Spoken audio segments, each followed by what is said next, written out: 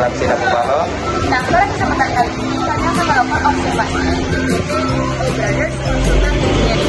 Oke, langsung saja pada video wawancara ini.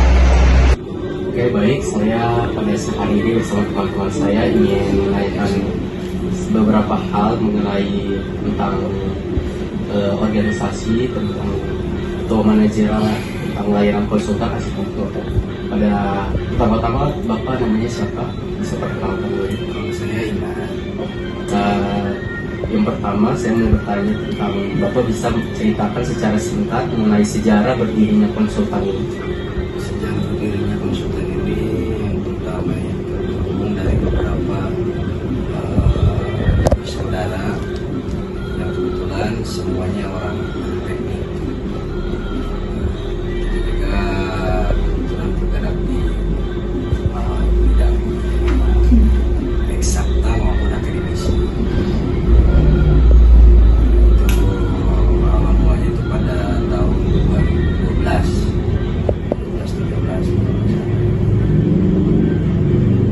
Kita buat perusahaan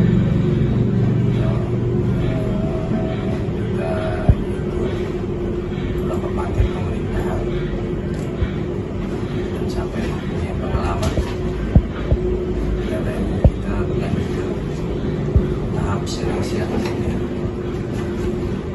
dan sampai sekarang. Yang pertanyaan kedua, bagaimana struktur organisasi dan peran utama staf di kantor ini? Peran utama di staf di kantor ini itu ada beberapa ya. Yang pertama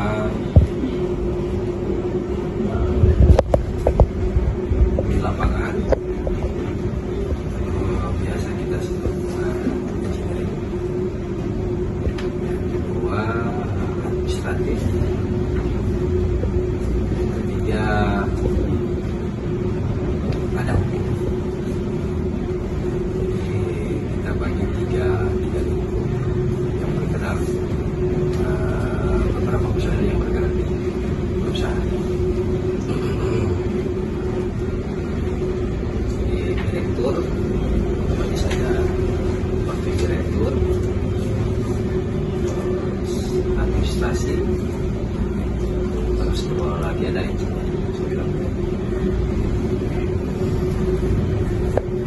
Untuk pertanyaan yang ketiga, bagaimana jenis layanan utama yang ditawarkan dan bagaimana tipe klien yang biasa dilayani? Tipe klien yang kita layani itu lebih dominan ke pemerintahan.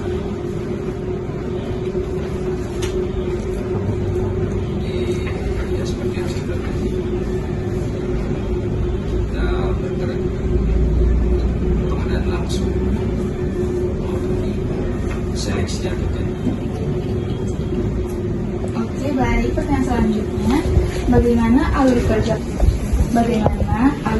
proyek secara umum dari pengajuan klien sampai penyerahan? Penyerahan. Ya awalnya itu tadi, itu kalau dia seleksi atau tender kita ikut. Nah, setelah kita ikut itu ada namanya hasil atau penetapan pemenang. Setelah penetapan pemenang lanjut dengan penerataan kontrak. Atau biasanya kita itu kalau dulu namanya BAM atau pre-award. Setelah itu penerataan kontrak penyedia atau pelaksanaan kontrak. Setelah itu kita adakan PJM. Setelah PJM lakukan pelaksanaan di lapangan. Pelaksanaan di lapangan sampai dengan ada pengendalian itu kalau di tahap supervisi. Kita kalau di tahap perencanaan ya secara umum ada survei identifikasi lapangan, terus pengambilan data-data sekunder dan primer, terus ekspos hasil ketika ada revisi kembali lagi ke poin yang dikoreksi. Kalau tidak kita lanjut ke penyempurnaan produk untuk melengkapi acara. Nah, kalau di supervisi tadi yang saya sampaikan. Oke, pertanyaan selanjutnya. Perangkat lunak atau teknologi apa yang digunakan di kantor, misal CAD, BIM, atau Project Management? Kita pakai data BIM. BIM itu sebenarnya ada beberapa. Jadi BIM itu bukan salah satu perangkat, jadi ada beberapa. Revit termasuk BIM, Microsoft Project termasuk BIM.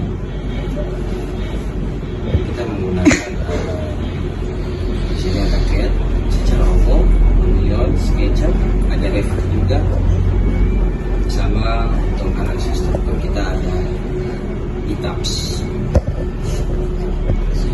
Oke, pertanyaan selanjutnya, apa tantangan manajerial terbesar dalam menjalankan kantor di Gorontalo? Tantangan terbesar itu secara manajerial pengaturan keuangan. Yang kedua, pengaturan SDM. SDM ini kalau saya lebih detail susah di pengaturan itu terhadap ketersediaan SDM. Kenapa ketersediaan SDM? Karena ada keterbatasan SDM di Gorontalo.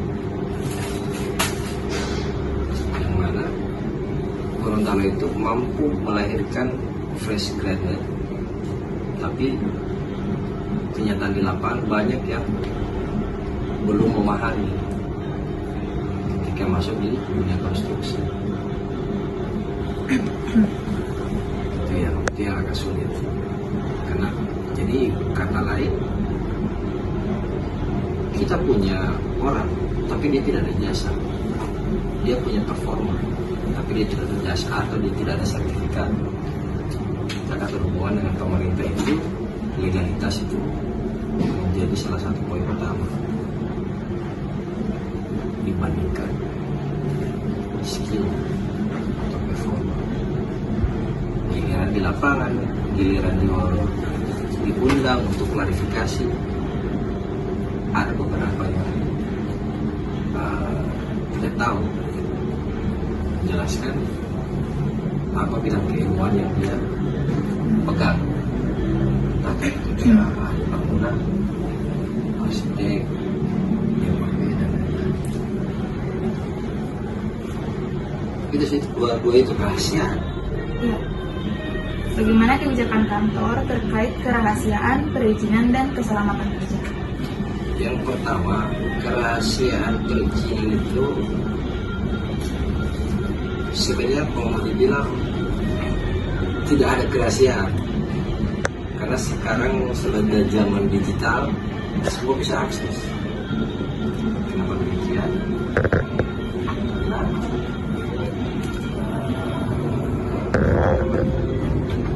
Banyak yang terjadi, ya tidak tahu ya apakah di luar Gorontalo juga seperti itu. Banyak yang terjadi bahwa konsultan ini sudah saling mengetahui satu sama lain dokumen-dokumen perizinan. Jadi kalau menurut saya sudah tidak ada kerahasiaan lagi. Terus masalah keselamatan kerja. Keselamatan kerja itu sebenarnya kita dilindungi oleh BPJS. Dan itu sudah otomatis secara sistem bahwasanya kita dilindungi oleh BPJS karena kurang lebih setiap tahun setiap tahun itu ada peringatan dari BPJS. Dalam satu tahun itu pasti ada surat masuk ke event untuk pembayaran kebetulan yang urus administrasi. Kurang seperti itu. Oke. Apakah kantor menerima mahasiswa magang? Jika iya, seperti apa syarat dan cakupan magang? Jawabannya iya. Terkait syarat, itu sebenarnya tergantung dari kampus. Yang memberikan syarat itu kampus, yang menerima itu kita. Jadi kalau namanya magang, kita tidak punya batasan. Kalau kita punya batasan, berarti kalian bukan magang, kalian mau bekerja. Kalau saya buat syarat, berarti kalian akan masuk karyawan saya sebagai syarat. Kalau magang adalah ada syarat.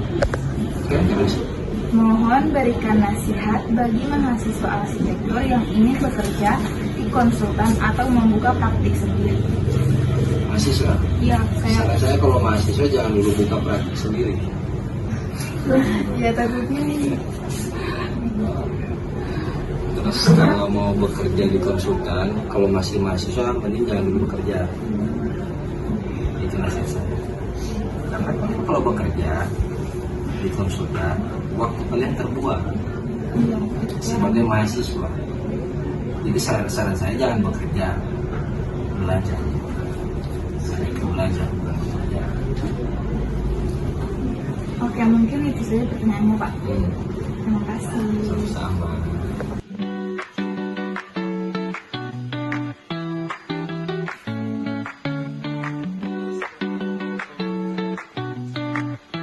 Nah mungkin itu video wawancara dari kami, sekian dari kami. Wassalamualaikum warahmatullahi wabarakatuh.